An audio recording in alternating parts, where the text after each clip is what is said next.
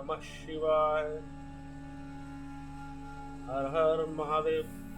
शिव पुराण की रुद्र संहिता के इस अध्याय में हम ब्रह्मा जी का शिव की क्रोधाग्नि को बड़वानल की संज्ञा दे समुद्र में स्थापित करके संसार के भय को दूर करना, शिव के भय से पार्वती का शोक तथा नारद जी के द्वारा उन्हें तपस्या के लिए उद्देश्य पूर्वक पंचाक्षर मंत्र की प्राप्ति की का अध्याय की कथा को सुनेंगे।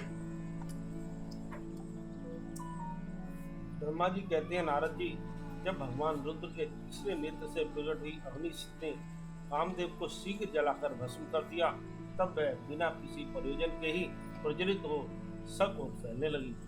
इससे चराचर प्राणियों में सहित तीनों लोकों में महान हाहाकार मच गया। तात संपूर्ण देवता और ऋषि तुरंत मेरी शरण में आए। उन सबने अत्यंत व्याकुल होकर मस्तक झुका, दोनों हाथ जोड़ मुझे प्रणाम किया और मेरी स्तुति करके वह दुख निवेदन किया। वह सुनकर मैं भगवान शिव का स्मरण करके उसके हेतु का भली भांति विचार कर तीनों लोगों की रक्षा के लिए विनीत भाव से वहां पहुंचा। वह अग्नि ज्वाला मालाओं से अत्यंत उद्दीप्त हो जगत को जला देने के लिए उद्यत थी, परंतु भगवान शिव की कृपा से प्राप्त हुए उत्तम तेज के द्वारा मैंने उसे तत्काल स्तंभित कर दिया। मुने त्रिलोकी को दग्ध करने की इच्छा रखने वाली इस क्रोध में अग्नि को मैंने एक ऐसे घोड़े के रूप में परिणत कर दिया जिसके मुख से सौम्य ज्वाला प्रकट हो रही थी। भगवान शिव की इच्छा से उस घोड़े वाली अग्नि को लेकर मैं लोकहित के लिए समुद्र तट पर गया। मुझे आया देख समुद्र एक दिव्य पुरुष का रूप धारण करके हाथ जोड़े हुए मेरे पास आया। मुझ संपूर्ण लोकों के तामे की भली भांति विधिवत स्तुति वंदना करके सिंधु ने मुझसे प्रसन्नता पूर्वक कहा। सागर बोला, सर्वेश्वर ब्राह्मण, आप यहाँ किस लिए पधारे हैं? मुझे अपना सेवक समझ इस बात को प्रीति पूर्वक कहिए। सागर की बात सुनकर भगवान शंकर का स्मरण करके लोकहित का ध्यान रखते हुए मैंने उसे प्रसन्नता पूर्वक कहा, तात समुद्र, तुम बड़े बुद्धिमान और संपूर्ण लोगों के हितकारी हो। मैं शिव की इच्छा से प्रेरित हो हार्दिक प्रीति पूर्वक तुमसे कह रहा हूँ, यह भगवान महेश्वर का क्रोध है जो महान शक्तिशाली अश्व के रूप में यहाँ उपस्थित है।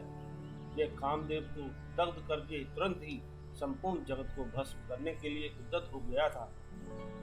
यह देख पीड़ित हुए देवताओं की प्रार्थना से मैं श्री शंकर इच्छा बस वहां गया और इस अग्नि को स्तंभित किया।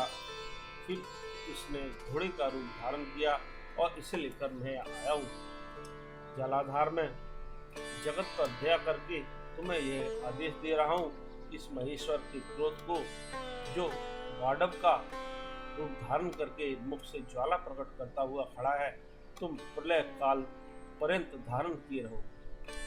सरिप्त के जब मैं यहाँ आकर वास करूंगा, तब तुम भगवान शंकर के इस अद्भुत क्रोध को छोड़ देना। तुम्हारा जल ही प्रतिदिन इसका भोजन होगा। तुम यत्न पूर्वक इसे ऊपर ही धारण किए रहना, जिससे यह तुम्हारी अनंत जल राशि के भीतर न चला जाए। ब्रह्मा जी कहते हैं, नारद जी, मेरे ऐसा कहने पर समुद्र ने रुद्र की क्रोधाग्नि रूप बड़वानल को धारण करना स्वीकार कर लिया, जो दूसरे के लिए असंभव था। तदंतर वह बड़वागिन समुद्र में प्रविष्ट हुई और ज्वाला मालाओं से प्रदीप्त हो सागर की जल राशि का दहन करने लगी। मुने इससे संतुष्ट होकर मैं अपने लोक को चला आया और वह दिव्य स्वरूप धारी समुद्र मुझे प्रणाम करके दृश्य हो गया। महामुने रुद्र की इस क्रोधाग्नि के भय से छूटकर संपूर्ण जगत स्वस्थता का अनुभव करने लगा और देवता तथा मुनि सुखी हो गए। नारद जी बोले, दयानिधे, मदन दहन के पश्चात की राजनंदिनी पार्वती देवी ने क्या किया? वे अपनी दोनों सखियों के साथ कहाँ गई, यह सब मुझे बताइए। ब्रह्मा जी ने कहा, भगवान शंकर के नेत्र से उत्पन्न हुई अग्नि आग ने जब कामदेव को दग्ध किया, तब वहां महान अद्भुत शब्द प्रकट हुआ, जिससे सारा आकाश गूंज उठा उस महान शब्द के साथ ही कामदेव को दग्ध हुआ देख भयभीत और व्याकुल हुई पार्वती दोनों सखियों के साथ अपने घर चली गई। इस शब्द से परिवार सहित हिमवान भी बड़े गुस्से में पड़ गए और वहां गई हुई अपनी पुत्री का स्मरण करके उन्हें बड़ा कलेश हुआ। इतने में ही पार्वती दूर से आती हुई दिखाई दी। वे शंभू के विरह से रो रही थी। अपनी पुत्री को अत्यंत विहल हुई देख शैलराज हिमवान को बड़ा शोक हुआ और वे शीघ्र ही उसके पास जा पहुंचे। वे फिर हाथ से उसकी दोनों आंखें पहुंचकर बोले, शिवे डरो मत, रो मत। ऐसा कहकर अचलेश्वर हिमवान ने अत्यंत विहल हुई पार्वती को शीघ्र ही गोद में उठा लिया और उसे सांत्वना देते हुए वे अपने घर ले आए। कामदेव का दाह करके महादेव जी अदृश्य हो गए थे, अतः उनके विरह से पार्वती अत्यंत व्याकुल हो गई थी। उन्हें कहीं भी सुख और शांति नहीं मिलती थी। पिता के घर जाकर जब वे अपनी माता से मिली, उस समय पार्वती शिवा ने अपना नया जन्म हुआ माना। वे अपने रूप की निंदा करने लगी और बोली, हाय मैं मारी गई। सखियों के समझाने पर भी वे राजकुमारी को समझ नहीं पाती थी। वे सोते जागते, खाते पीते, नहाते धोते, चलते फिरते और सखियों के बीच में खड़े होते समय भी कभी किंचित मात्र भी सुख का अनुभव नहीं करती थी।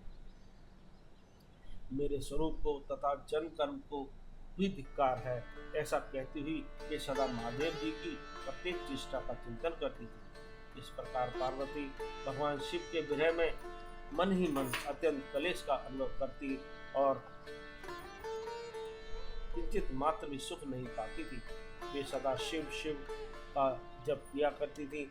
शरीर से पिता के घर में रहकर भी वे चित्त से पिनाक पानी भगवान शंकर के पास पहुंची रहती थी। तात शिवा शोक मग्न हो बारंबार मूर्छित हो जाती थी। शैलराज हिमवान, उनकी पत्नी मेनका तथा उनके मैनाक आदि सभी पुत्र जो बड़े उदार चेता थे, उन्हें सदा सांत्वना देते रहते। तथापि वे भगवान शंकर को भूल न सकी। बुद्धिमान देवर्षि तदंतर एक दिन इंद्र की प्रेरणा से इच्छानुसार घूमते हुए तुम हिमालय पर्वत पर आए। उस समय महात्मा हिमवान ने तुम्हारा स्वागत सत्कार किया और कुशल मंगल पूछा। फिर तुम उनके दिए हुए उत्तम आसन पर बैठे। तदंतर शैलराज ने अपनी कन्या के चरित्र का आरंभ से ही वर्णन किया। किस तरह उसने महादेव जी की सेवा आरंभ की और किस तरह उनके द्वारा कामदेव का जन्म हुआ, यह सब कुछ बताया। मुने यह सब सुनकर तुमने गिरिराज से कहा, शैलेश्वर भगवान शिव का भजन करो। फिर उनसे विदा लेकर तुम उठे और मन ही मन शिव का स्मरण करके शैलराज को छोड़ शीघ्र ही एकांत में काली के पास आ गए। मुने तुम लोकोपकारी ज्ञानी तथा शिव के प्रिय भक्त हो, समस्त ज्ञानवानों के शिरोमणि हो, अतः काली के पास आ उसे संबोधित करके उसी के हित में स्थित हो, उससे सादर वह सत्य वचन बोले। उससे सादर यह सत्य वचन बोले। नारद जी ने कहा, कालिके तुम मेरी बात सुनो, मैं दयावश सच्ची बात कह रहा हूँ।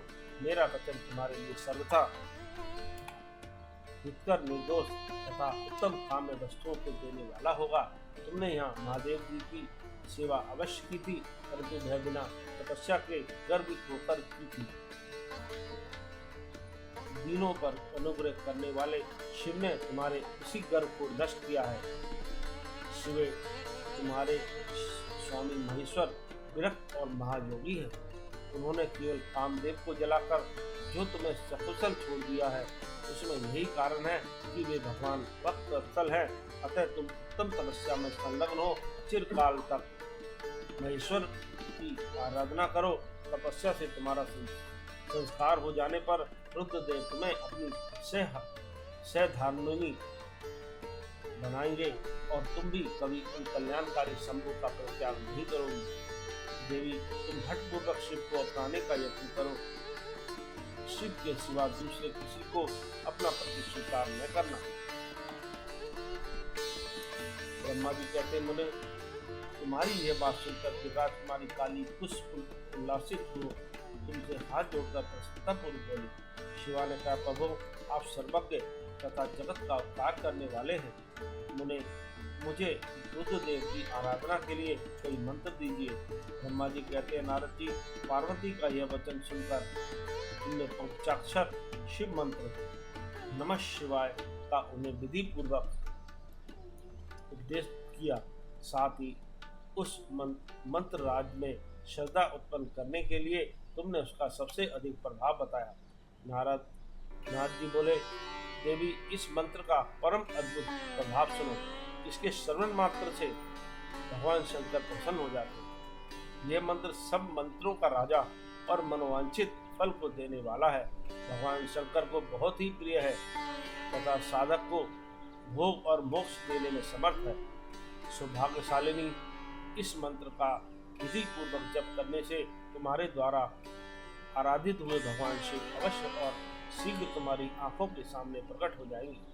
शिव सोच संतोषादि नियमों में तत्पर रहकर भगवान शिव के स्वरूप का चिंतन करती हुई तुम पंचाक्षर मंत्र का जप करो। इससे आराध्य देव शिव शीघ्र ही संतुष्ट होंगे। साथ ही इस तरह तपस्या करो। तपस्या से महेश्वर वश में हो सकते हैं। तपस्या से ही सबको मनोवांछित फल की प्राप्ति होती है, अन्यथा नहीं। ब्रह्मा जी कहते हैं, नारद जी, तुम भगवान शिव के प्रिय भक्त और इच्छानुसार विचरने वाले हो। तुमने काली से उपयुक्त बात कहकर देवताओं के हित में तत्पर हो स्वर्लोक को प्रस्थान किया। तुम्हारी बात सुनकर उस समय पार्वती बहुत प्रसन्न हुई। उन्हें परम उत्तम पंचाक्षर मंत्र प्राप्त हो गया था। ओम नमः शिवाय।